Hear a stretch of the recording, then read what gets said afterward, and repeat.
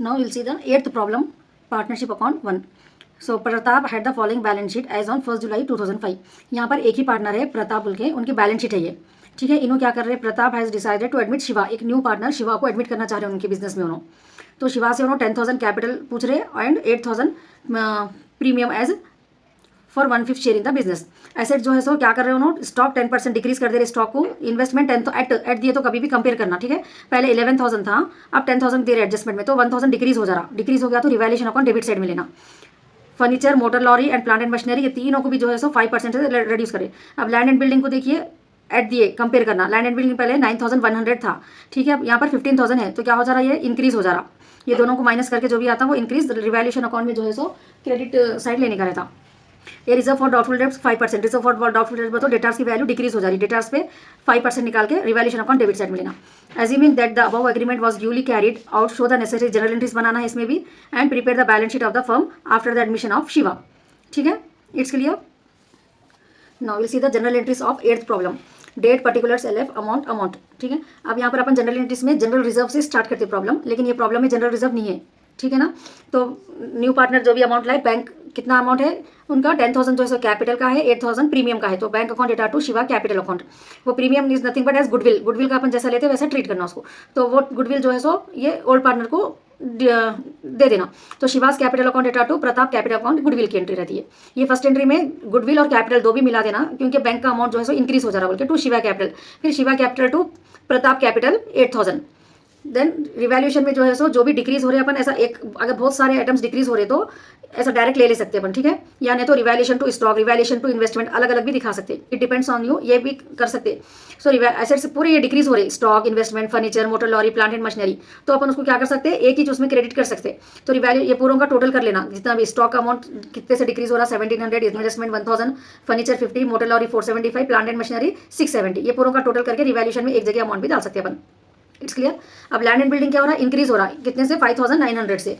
सो 5,900 amount लेना, land and building account data to revaluation account, then revaluation account data to reserve for doubtful dates.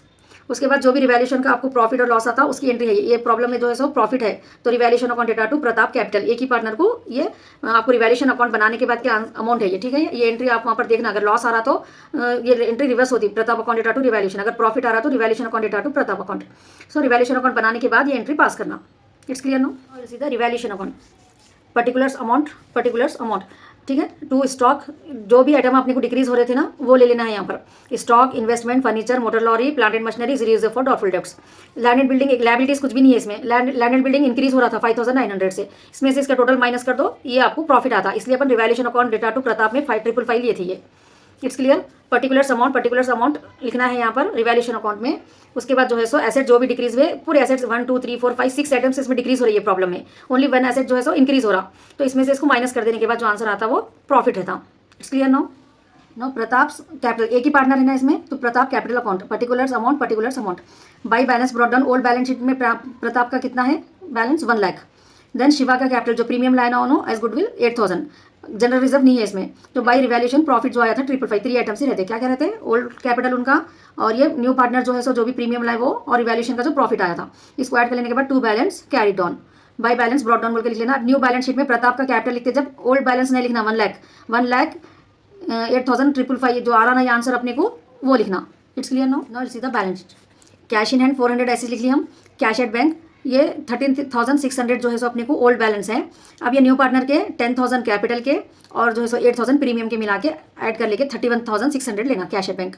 Debtors minus करके डाल देना, stock भी मैं जितने भी अपने को डिप्रिशिएट हुए ना रिवैल्यूएशन में अपन जो अमाउंट्स लिए ना वो अमाउंट्स ओल्ड बैलेंस शीट को बाजू सामने रखना, 17,000 में से 700 माइनस करके, इन्वेस्टमेंट माइनस करके, फर्नीचर माइनस कर देके डालना, मोटर लॉरी माइनस करके, plant and machinery minus, land and building एक जो है सो अपने को ऐड हो जाता है इसमें। पहले का लैंड एंड बिल्डिंग कितना था, 9,100 था, ठीक है। 5,900 जो है सो ऐड करो, 15,000 अपने को लैंड एंड बिल्डिंग लेने का है। क्रेडिटार्स ऐसे लायबिलिटीज का अपने कुछ भी एडजस्टमेंट नहीं करे तो एज इट इज कॉपी कर देना। Sundry creditors 2,500, bills payable 1,000, outstanding expenses 500, ये एज इट इज कॉपी कर देना, ठीक है। कैपिटल अकाउंट में प्रताप का जो आंसर आया था ना अपने को 1,08,555 वो लेना, और शिवा का कैपिटल 10,000, गुडविल नहीं लेना, शिवा का प्रीमियम गुडविल जो भी थी वो नहीं, ओनली कैपिटल अमाउंट लेना यहाँ पर। So both side you will get 1,22,555, 1,22,555।